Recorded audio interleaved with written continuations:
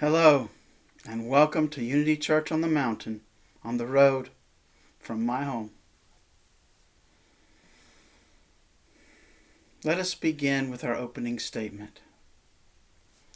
There is only one presence and one power in my life and the universe, God. And together let us affirm our Lord's Prayer. Our Father, who art in heaven, hallowed be thy name. Thy kingdom come, thy will be done on earth as it is in heaven. Give us this day our daily bread, and forgive us our debts as we forgive our debtors. Leave us not in temptation, but deliver us from evil. For thine is the kingdom, the power, and the glory forever. Amen. This morning, I would like to speak about being present. If you'll think back to the talks that I've given for the past 3 weekends in a row, the first step for each of the practices, whether it's the welcoming practice or following the line, begins with becoming aware. None of our unity techniques, none of the techniques in our spiritual toolbox can really be applied until we become aware that it's necessary to bring them out and put them into use. So how do we develop this awareness so that we can come to know when we have left our center, either right after we've left center or maybe even anticipating that we're about to leave center? What are some practices that we can use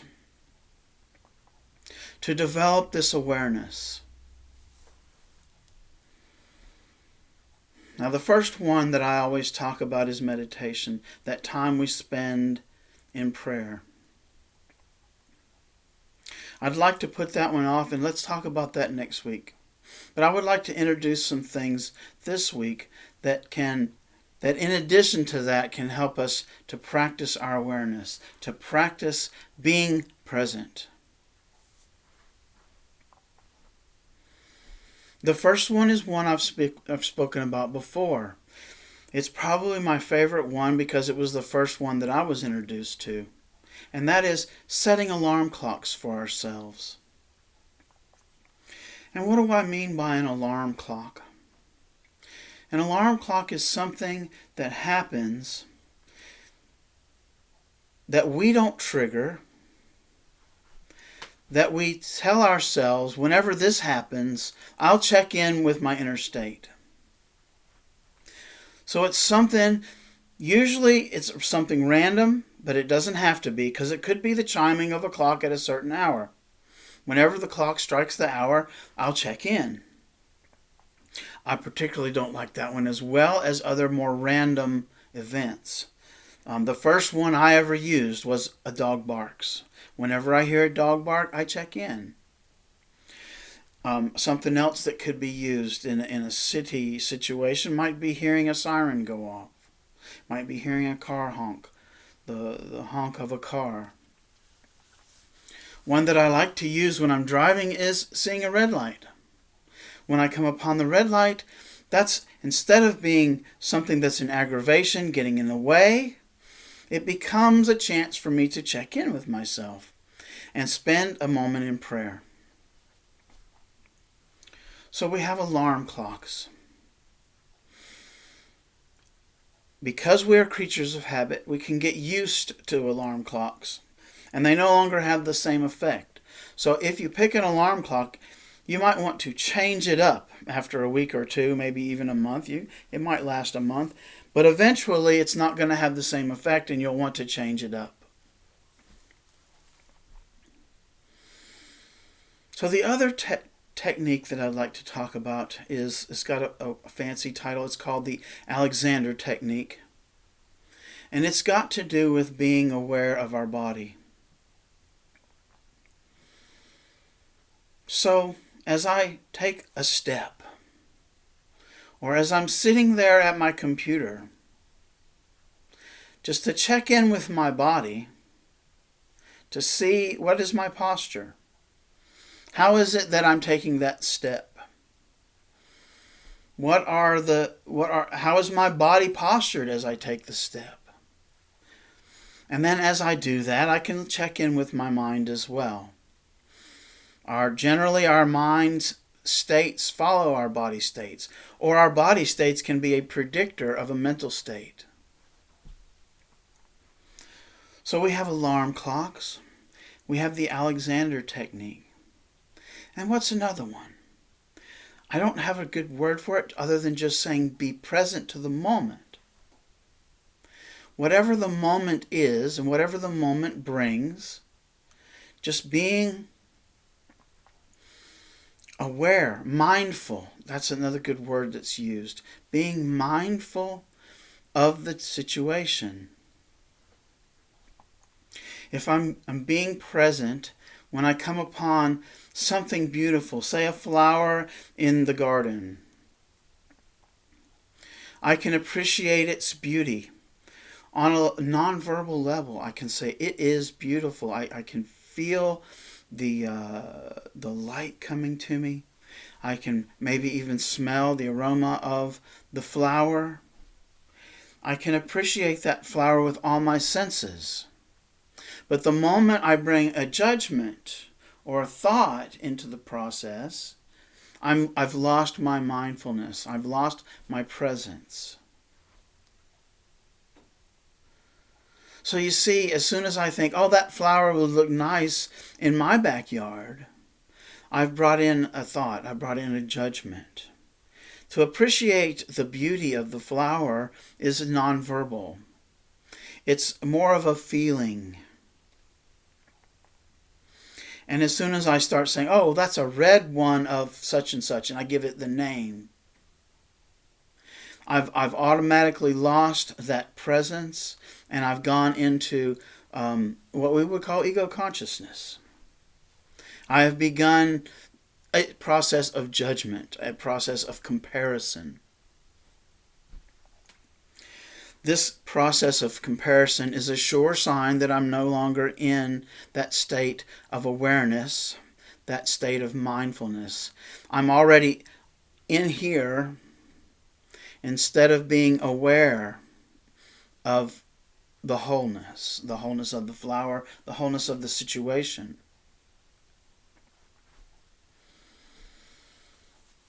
So as I'm walking down the street and I'm practicing the Alexander technique, I'm feeling my feet on the pavement at the same time as I'm noticing my step. I'm noticing the way I'm carrying my shoulders and my head. But I've not begun a judgment of these things. You see, it goes the same as with the flower. As soon as I start a judgment, I'm out of that awareness again. And I've gone into what becomes monkey mind. It can very quickly progress into the clothes I'm wearing, the possibility of this or that or the other, and oh, am I hurting my feet, or anything. I begin this comparison process, and I've lost my moment. Something that really helped me as I was exploring these things is something that Renee Beckham taught me, and it's just a really simple statement.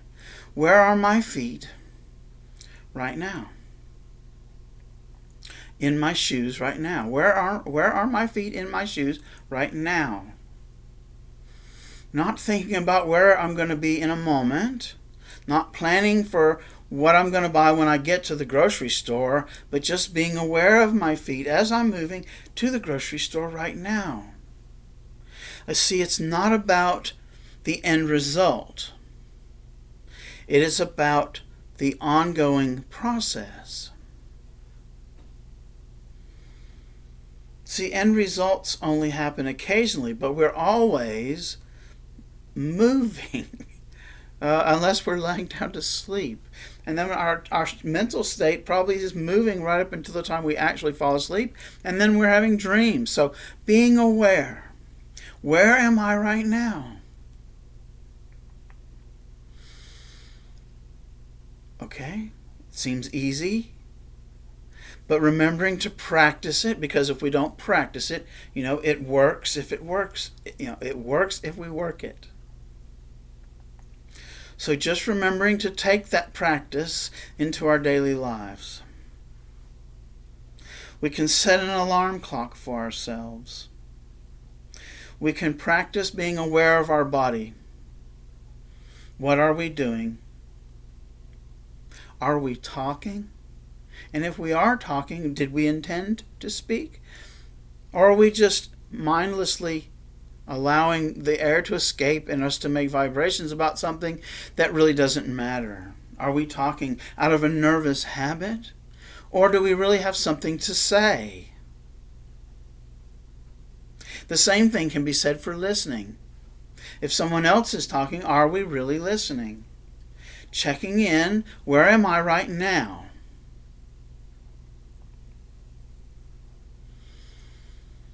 Listening, truly listening, can be one of the hardest things to do. In a conversation, we spend a lot of time while we should be listening, thinking about what it is we're going to say next. We go ahead and say, well, I've already heard that before, I understand it, and I'm going to come up with the next thing that's going to be just spot on, just what, just to impress. Whereas I can spend that time truly being empathetic, truly listening to what this other person is saying.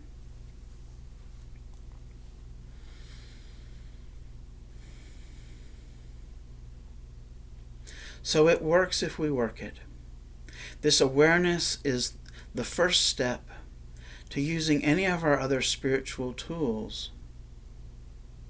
If we don't become aware that we've been pulled off center, there is no cue to begin the welcoming practice and check in with my body. Where is it that this situation, where has it caused me to be off center, and how does it feel in my body? We can't go on to the next step of acceptance. Give it a funny little name. Accept that it is a part of who I am. It is a part of spirit. And then, after we've sat with it for a while, we just release it and allow spirit. Now, reviewing that welcoming practice has reminded me of a very important thing about all three of these techniques that we've talked about this morning. Whether it's setting the alarm clock, the Alexander technique, or just being present. It's really important for our spiritual well-being and our growth that we don't take it too seriously. That we don't reprimand ourselves to the point that we feel guilty. In fact, we should share that big love with ourselves in this practice. Make it playful. Make it playful work. Plurk. We can call it plurk. It's just a funny little word I heard from Wanda Gale just this past Monday. It's got a funny sort of little sound, and it's the combination of play and work. So we're really working it, but we're not so serious about it that we can't laugh, that we can't play. Like children, we play. Approach it with that innocence that a child has. So there's nothing to forgive because we're just playing with it. And as we play with it, as we plurk it, we work it. And it begins to work in us. It becomes easier and easier to be aware. As with any skill, the more we work with it, the easier it becomes to do. So let's plurk so that we don't take ourselves too seriously, so that we don't drive ourselves into a despair or a guilt feeling that makes it even harder to work with it, that makes it even harder to plurk.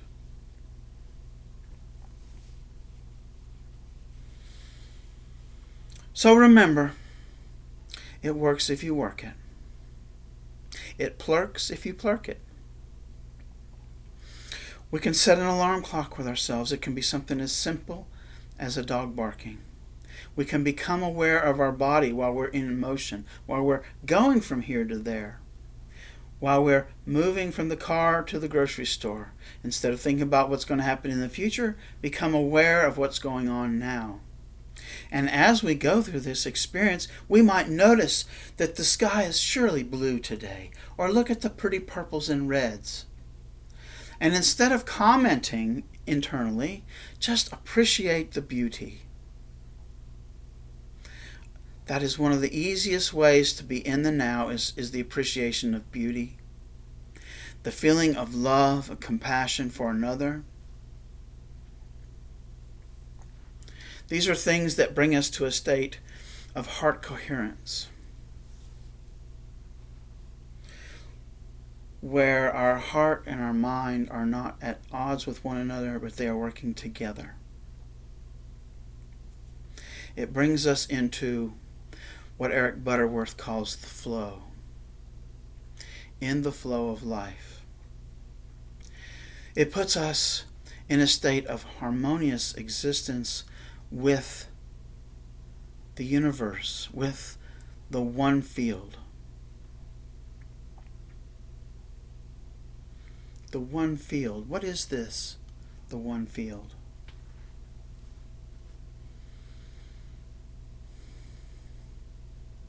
When I become present, when I can move myself to that state of heart coherence, feeling that big love, feeling compassion for my fellow human, for life itself, then I get that feeling of big love within and radiating out, and I am harmonious. I am in the flow of life.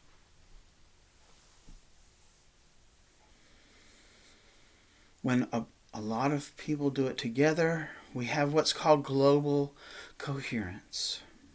I shared a video about global coherence in the newsletter last week. It's a project that HeartMath is working on. And I had the opportunity this weekend to watch a wonderful movie. Wanda Gale shared the link with me. And I think you could probably find it if you Google One Field.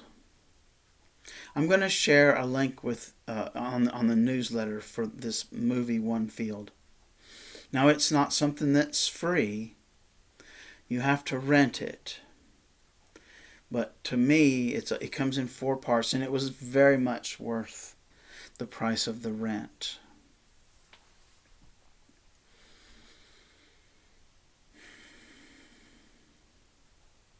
So make up your mind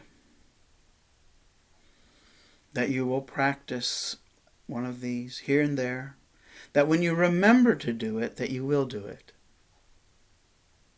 Because isn't that part of it too? If we don't remember, if we don't become aware, we can't practice awareness. It's just like that. So, but the more you do it, the easier it becomes. And then the easier that you come into that state of awareness, the easier it is to bring on these other techniques. So right now, I'd like to sing you a song. This is called The Awakening Heart. It is inspired by my ministry work with the Art of Spiritual Peacemaking with James Francis Twyman.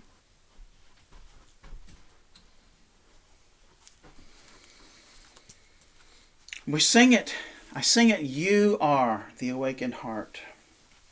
Because by giving that distinction to you instead of to me, you see, I am giving the awakened heart. I am seeing that divine in you. And when I do that, you see, the universe brings it back to me. Seeing the illumined mind, seeing the awakened heart, and seeing the realized soul in others brings that energy back around. And that gives me more energy than to share. This same universal love is in all three of these states.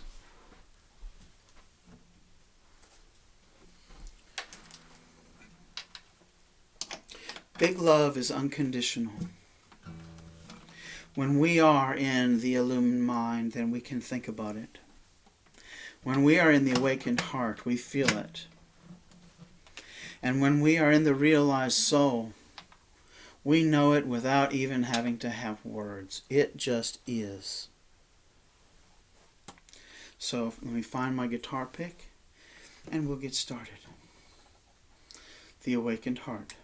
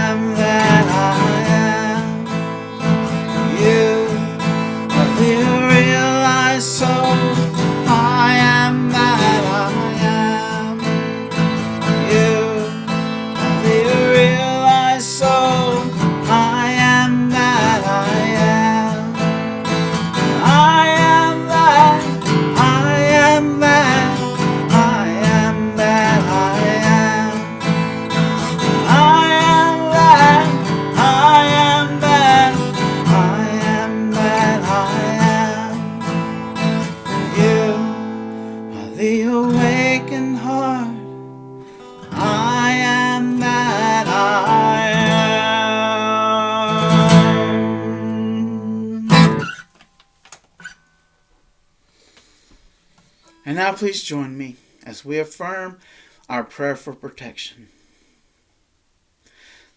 The light of God surrounds us. I am the light. The love of God enfolds us. I am the love. The power of God protects us. I am the power. The presence of God watches over us. I am the presence. Wherever we are, God is, and all is well. Thank you.